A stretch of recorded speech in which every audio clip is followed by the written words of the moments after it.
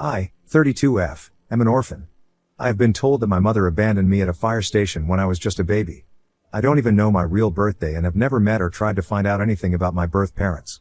My upbringing has been far from conventional as I grew up without a family, bouncing between various orphanages. However, things changed when I turned 11 years old.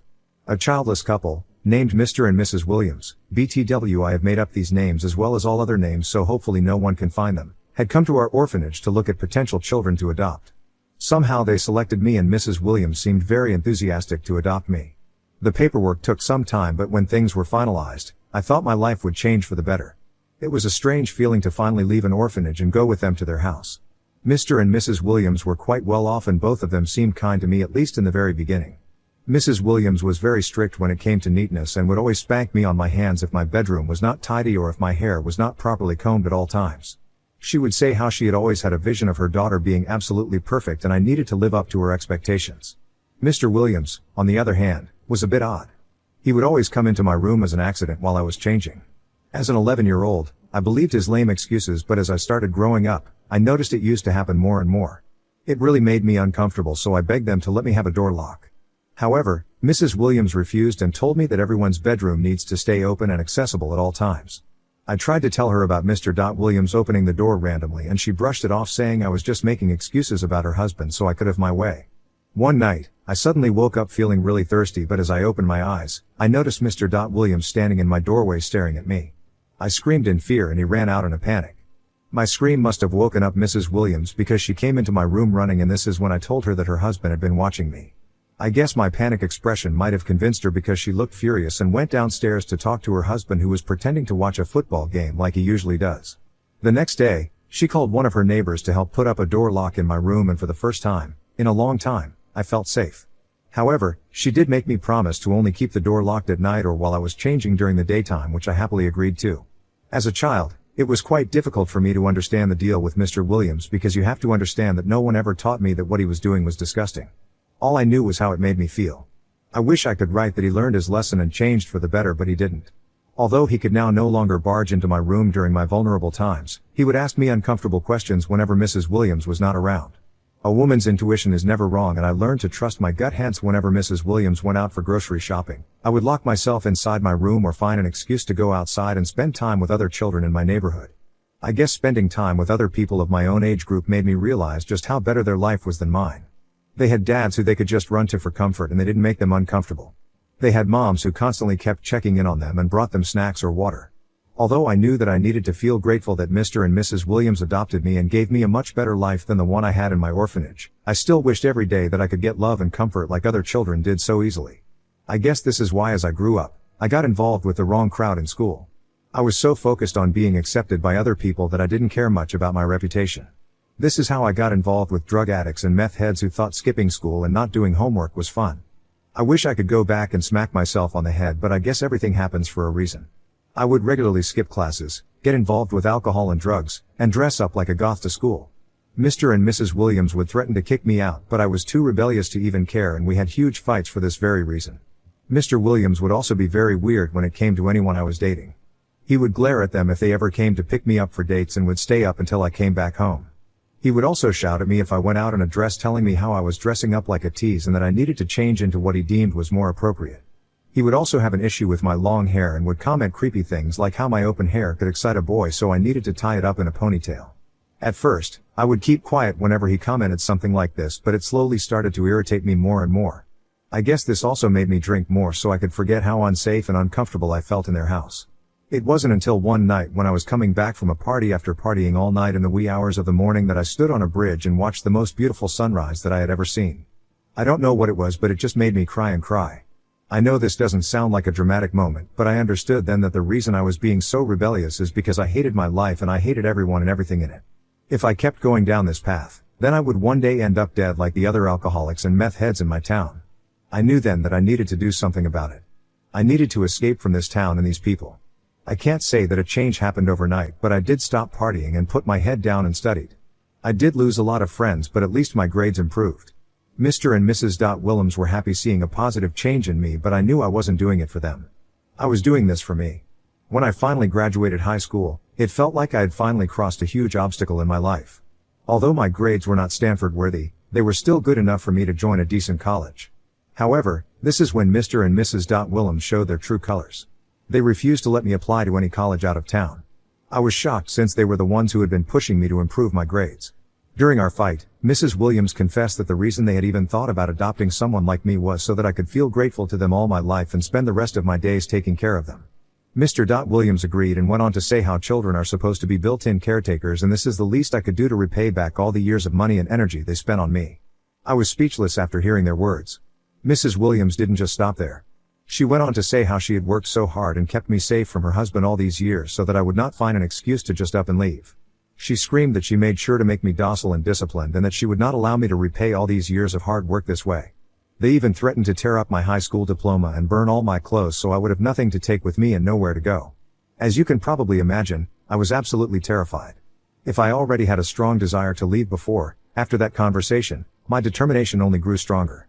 In the dead of night, I quietly gathered all my important documents and some clothes, and I made my escape through the window without making a sound. The only thing I left behind was a letter on my bed, warning them that if they ever tried to come after me or involve the police, I would make sure Mr. Williams ended up in jail for all the inappropriate things he'd done to me throughout my life. I made it clear that I wouldn't hesitate to share my story with everyone. I didn't have a specific destination in mind, but I had enough money for a bus ticket, and at 18 years old, I knew that I was finally free from my adopted family. I had a friend named Lorraine who had moved to a nearby town, but we had managed to stay in touch over the years. I decided that her place was the only place I could go to at least until I could come up with a new plan. When I showed up on her doorstep in the early hours of the morning, looking disheveled with my bag, I must have definitely appeared like a runaway, which I was. However, Lorraine and her parents warmly welcomed me inside. She was so excited to see me and could not stop hugging me. Her parents did ask me some questions here and there, seeing all my clothes, and I answered them as truthfully as possible. I guess they must have realized that I had run away from home, but they didn't push me much to tell them everything. I asked them if I could stay with them for the next few days and they readily agreed. I felt so safe and comfortable at her place. While I stayed with Lorraine in her room, I worked hard to apply to various colleges, trying to focus on building a brighter future. Every day in the morning, she and I would apply for colleges and write our essays. Then in the evening, she would take me out to meet her friends in town. We would hike or swim in lakes and I felt like I could finally breathe in my life. I did wonder how her parents let me stay with them for those months while I applied for colleges, and it wasn't until years later that Lorraine confided in me, revealing that everyone in my hometown already knew about Mr. Williams being a pervert. She told me how he had a record, which I was shocked to learn since I had no idea. However, it did explain why her parents didn't probe too deeply when I showed up on their doorstep that morning. This is why I will always be immensely grateful to Lorraine and her parents for their compassion and for providing me with a safe haven when I needed it most. They truly saved my life that summer. I guess my farewell letter to Mr. and Mrs. Williams must have worked because they have never bothered to contact me all my life since I left. Lorraine and I ended up getting into the same college, so her parents helped us move into our dorm room. I was so glad to see that I had my own bed and desk which I could decorate as I wished. It was during my college years that I met the love of my life, James. Our connection was undeniable from the very beginning. He was the sweetest guy I had ever met. Talking with him made me feel like I had butterflies in my stomach. We initially became friends until one night, when we met out to watch a movie. When he dropped me back to my dorm, he kissed me out of nowhere and we laughed. We stayed out all night just chatting away, and it is still one of my favorite memories. James knew all about my past and never judged me for it. He was furious about how perverted my adopted family was, but was glad that I had cut off all contact with them altogether. He also told me about his family. His mother, Martha, was a single mother for a long time before she met her current husband. Martha had lost her first husband, who was James' father, to a car accident when James was quite young. He told me about how much he loved and respected his mother as he saw her struggle to pay their bills and make sure that he got a good education. I understood his adoration, as I was in awe as well with how strong she was after losing her husband and raising their son all on her own. James told me how when he was in high school, Martha finally met Dean, who she would go on to marry, and he was James' stepdad. According to him, they had a good relationship, and overall his family life seemed much better than mine. When James and I started to get more serious, he made the decision to take the next big step and introduce me to his mother. Despite visiting the university regularly to see him, she had never had the chance to meet me. So, he arranged for us to have dinner at a restaurant near our university, giving me the opportunity to officially meet her. During dinner, I couldn't help but notice that Martha didn't seem too thrilled to meet me. She bombarded me with questions throughout the evening, particularly questions about my family background and childhood. To be honest, I shared with her my experiences of living in different orphanages before being adopted by Mr. and Mrs. Williams. Her lips visibly pursed in disappointment as I told her my story. It was evident that she was not pleased. I attempted to steer the conversation away several times by asking her about how she was doing and her work, but Martha insisted that I should reveal everything about my past since she didn't want to be surprised later. She also persisted in making comments about how she never imagined her son would date an orphan, or how James could do much better. Her words cut deep, leaving me feeling uncomfortable and unwelcome. James looked pissed as well and told her several times that her comments were really inappropriate and unfair, but Martha would chime back saying how she only had his best interest at heart and that mommy knows you best. It's safe to say that I was totally weirded out after meeting her. However, I never grew up in a normal family, so I thought that maybe this was normal for parents to be this protective about their children. I understood that her intentions were positive and she was just trying to look out for her son. James apologized to me after that dinner and told me that he would talk to his mother about her behavior. Martha and I did meet a few times after that incident, and she tried her best to comment a lot less about my background. Unlike her, Dean, her husband, was really sweet and was always polite to me whenever we met. Despite his mother's disapproval, James and I kept going strong, and we both knew we wanted to spend the rest of our lives together. Hence, when we graduated from college, it wasn't really a surprise to me or any of our friends when James proposed to me. We both had secured excellent jobs and were moving to San Francisco together, where we would be starting our new lives. However, Martha was shocked, to say the least, and showed her displeasure throughout our engagement party, which we threw for our close friends and James' relatives to attend before our big move to California. While everyone else enjoyed themselves, she stuck out like a sore thumb. At one point, when we were alone, she couldn't contain her shock and disdain, expressing to me privately about how she never imagined her son would end up with someone like me and insinuating that I was just a passing phase for him. Up until that moment, I had always shown her respect, but I also knew I needed to assert myself. I firmly told her that she could not speak to me in such a disrespectful manner again. I reminded her that I was not just James' girlfriend anymore, I was going to be his wife, her daughter-in-law. I acknowledged her disapproval but emphasized that I genuinely loved her son and believed we were good for each other. I made it clear that my past was not my fault, but I was actively working to create a better future for myself, and I hoped for her support. In response, she scoffed and declared that I would never have her blessings. Without missing a beat, I calmly replied that I was never asking for them and walked away. She later complained to James after the party about how disrespectful I was towards her, and my fiancé told her that she deserved it since she was always rude to me. It was satisfying watching her face go red in embarrassment. Dean later escorted her out as she yelled at James and me for rushing into getting married and cursing us out basically. Apart from this incident, our court marriage went quite smoothly. We moved to Cali and lived together in an apartment on rent. Our working hours were long, but every night we would make sure to spend time together as much as possible. I never thought marriage could be so easy, but I guess when you are with the right person, you don't have to try so hard. James and I had discussed our future, and we were clear that we wanted children only after we were financially stable enough to start a family. Hence, in the 4th year of our marriage, when we finally moved into our own place after years of working hard, we both agreed that we could finally start trying for a baby. This house was a result of both our sweat and tears, and we were beyond thrilled at the prospect of welcoming a child into our lives and nurturing them in this space we had built together. Throughout all the years, Martha had hardly visited us, although Dean would regularly call or text us. Clearly, Martha was still holding a grudge, but everything changed when I finally got pregnant. As soon as she found out the news, she called James to demand that she should move in with us in the final months of my pregnancy so she could take care of her grandchild, and that she should also be allowed into my delivery room so she could supervise. Both James and I refused all her demands, and James even told her how crazy she was to even ask us for this, which set off yet another fight between them. Martha kept saying how this is what grandparents do for their grandchildren, and that if I was a good mother then I should let her at least watch her grandchild be born in the delivery room. Suffice it to say, my husband handled his crazy mother, and she was not allowed to visit until our son turned 5 weeks old. During this time, I had taken maternity leave while James still worked. However, he would come back every night and do bath time with our son and put him to sleep. We both were tired, but at the same time, being a parent gives you so much happiness. All the love and attention I never received as a child made me a good mother, and I thought I was doing an overall good job. However, when Martha came to visit, her opinion was different. She had complaints about everything, starting with why I was still breastfeeding, why the baby slept separately in the nursery and not with me in the bed, and why I didn't dress my son up this way or that way, which were overall just petty things to point out.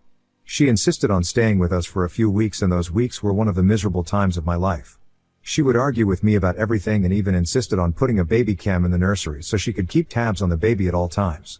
I was exhausted during this time, so I didn't have the energy to argue with her much. However, things quickly worsened over the days when Martha did absolutely nothing to help me around the house. She would not even lift her hands to wash the dishes or fold the laundry.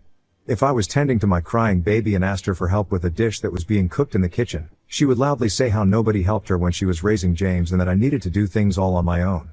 Her presence added an extra burden on me as now I had one more mouth to feed, and she also had issues with my cooking style as she felt cooking just 1 or 2 dishes was not enough to feed her son.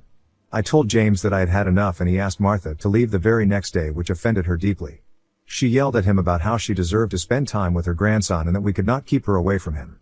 When James pointed out that she never even lifted a finger to help me around the house, which is what loved ones generally do when they are visiting new parents, Martha complained that I was being a lousy mother who was not working hard enough around the house, which is why she wanted to teach me a lesson.